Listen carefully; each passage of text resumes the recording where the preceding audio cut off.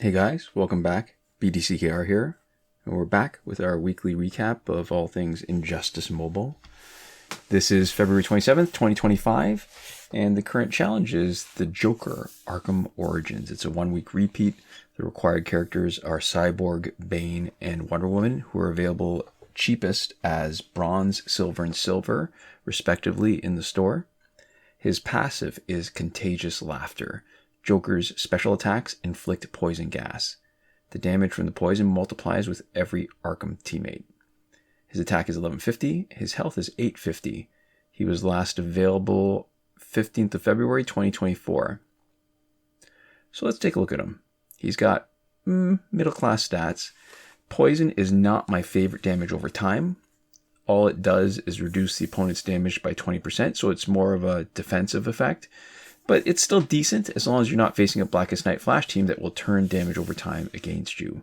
It's not as good as Bleed, which is what Arkham Knight Catwoman has, which is my favorite damage over time character in the Arkham universe. But we're talking about Joker this week. And the reason why Bleed is better is because it boosts damage by taken by 20%. So he's got two parts to his passive. The first part doesn't seem too special. Joker's special attacks inflict poison gas. It's a status effect on a special, which lots of characters have. However, what makes it good is that special effects, status effects usually cost you with reduced damage, and Joker's poison does not result in reduced special damage. So typically it's reduced by half. Sometimes you have exceptions like Arkham Knight Catwoman where her bleed effect only reduces her special 2 damage by 25%. So Joker gets full damage for both of his specials despite causing poison, which is nice. The second part of his passive is 100% boost on poison damage with each Arkham teammate. And any Arkham teammate for that damage over time boost, or Batman Returns Catwoman who doubles damage over time, would be a good match. Now, if it weren't for Arkham Knight Catwoman with significantly higher stats, I would probably be using him more as my damage over time specialist on the Arkham team, but, you know, he's definitely not the best damage over time person. His main advantage over Catwoman is that we can have Arkham teammates and not just Arkham Knight teammates boosting his passive. Catwoman is restricted to Arkham Knight only. He's any Arkham. So it opens up more possibilities for teammates. His other advantage is that he gets the extra Joker ability when using Quake Engine, and Quake Engine is a great damage over time gear for your damage over time, or for your your damage over time specialist. So when maxed out, it's got a 40% chance of power steal up to 100% of a special 2's cost. Specials and damage over time do 50% more damage against an enemy with less than 1 bar of power. Evolved after an applied damage over time finishes, 100% chance to re-trigger the damage over time on an active enemy, which is what makes it so great. But for the Joker, it increases enemy tag cooldown by 8 seconds. So it locks the opponent in a little bit. So it doesn't work nearly as well as somebody who can refresh the lock, because this just slows it down for the first time. But the difference is that it is work in effect even when Joker is not the person on your team that's actually active. So the locking in is mostly advantage, but there's one notable exception. In the case of fighting against New 52 Shazam, it can be a disadvantage. So when you look at the strategy that we use against New 52 Shazam with Arkham Knight Catwoman, so we do a special 1, we tag her in, we do a special 1, and then we tag in her teammate, at which point Shazam tags out. And then we let him bleed out off screen down to 1 health so that when he tags back in, he can be knocked out without triggering his passive. That obviously doesn't work here with Quake Engine on Joker because, Joker doesn't have the passive so that Shazam will reduce his health while off screen. But it's worse because if you use Arkham Origins Joker as your specialist, and you start damage over time on Shazam, he's locked in. He has a significantly higher chance to drop below the 25% health threshold that triggers his passive. And if Shazam has Necron Scythe, he's particularly dangerous because he is immune from being knocked out and stuck until the damage over time runs out. And his low health will trigger Necron Scythe's passive. Not passive, the abilities. So, yeah. Another thing about using Arkham Origins Joker with Master's Death Cart, it is difficult, and I'll say difficult because I can't do it. In my mind, it's impossible to get a full tap combo in to build up power when he tags in because it's out of reach. It has to be a swipe combo because Master's Death Cart shoves the opponent away too quickly. And what also makes him bad is that his special 2, first 2 hits are not ranged. So you can't just tag in and immediately drop a special 2 unless the opponent's already backed up as much as possible, has got nowhere to be shoved by Master's Death Cart. And his gear loadout in the footage that you're watching is Tantu Totem, Master's Death Cart, Quake Engine. So even though Quake Engine works really great on him, other consideration might just be power generating gear to give you a better chance to try to drop a special really quickly. But even then it's probably not that great just because the range is so short. You might know something different in the team composition we've used here compared to previously. So we're using Arkham Knight as our third team member with Arkham Knight Batgirl and Arkham Origins Joker, but we've previously used Hawkgirl to take advantage of the quicker tag-ins. The Arkham Knight advantage is he acts as a great basic damage dealer. He also gets the advantage of Arkham Knight Batgirl's passive, and he also offers a boost to Joker's damage over time through Joker's passive. I mean, both. Hawkgirl and using another Arkham character, they are viable and effective strategies. And the footage just shows that. So this is week 44 since the end of the 4-year repeating challenge cycle.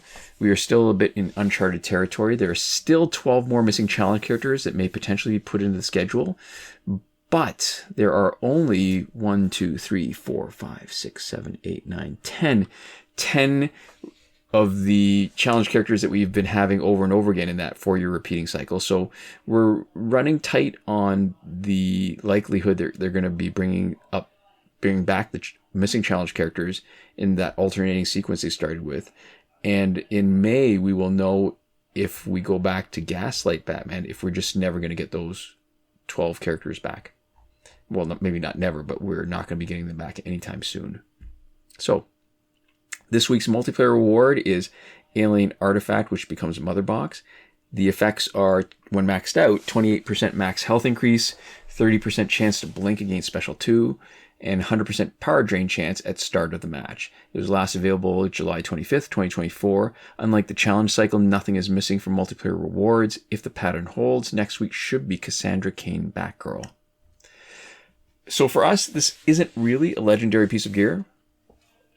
Our bias has always been towards offensive gears, so the max health increase, it's good compared to other health increases from different gears, but it's just not our cup of tea.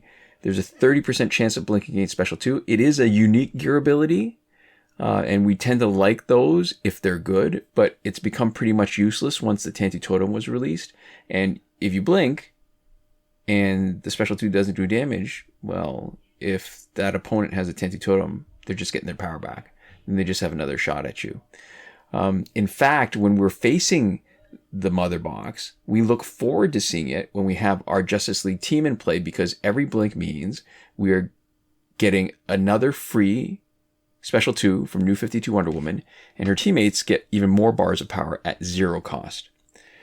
The power drain can be a bit useful, only because it works against the first slot opponent no matter who is holding the Mother Box. That is also a unique ability. So sometimes it's useful if you've got, say, a third character who's just dead weight and you're using them for the passive. You slip the Mother Box. It's not bad. It means that it's easier to nail the first slot character of the opponent's team when you want to do a quick tag in and drop a special immediately. But, we've pretty much set up all our teams so that the strategy doesn't require the first slot to be out of power. So it's not really a big solution or a solution to a big problem. It's more of a solution to a problem that's, bit of annoyance. So that ability those abilities, it doesn't ever seem like it's ever worth one of 9 precious gear slots when we've got so many other things. So it's more just the opportunity cost than the fact that it's that bad a gear, but it's not great. In the store, we've got Rebirth Green Arrow Early Access Pack for $24.99. It is a corroborate include in next week's challenge. It comes with 100,000 credits. It does not unlock in your store, and it is Rebirth Green Arrow is completely consistent with who we expect if we just follow the old challenge cycle without reintroducing some of the old missing challenge characters. The other new pack this week is Ultimate Bundle Villains and Monsters for $124.99. Oh, I forgot to mention that $24.99 and this $124.99 Canadian dollars, only currency that matters.